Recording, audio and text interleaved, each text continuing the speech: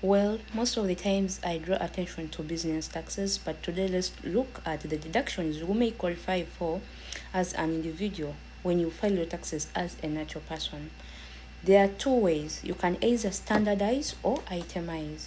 If you use standardized deduction, you will just pick a rate based on your AGI.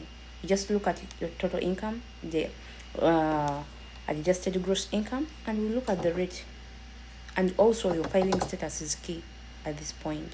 So when you choose to itemize, we are going to look at transaction dollar per dollar, meaning we will have to have a transaction record with the evidence of receipts or payments that have been made.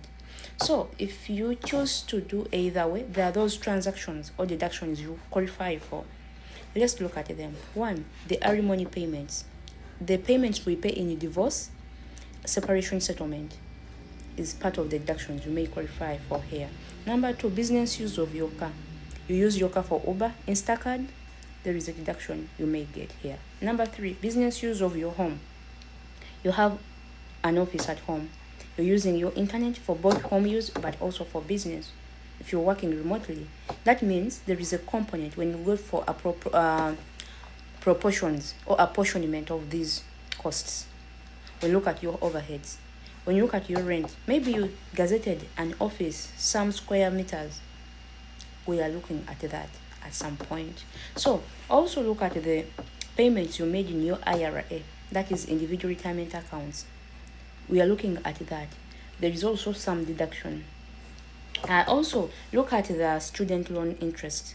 You're a student and you've been paying your tuition using a loan. There is that component of interest that has been charged from you. So there is a deduction you may qualify for. Look at the teacher expenses. This goes to a tune of about $300. Meaning if you're a teacher and you end up incurring some extra costs, expenses to make your students learn work, to make things work as a teacher.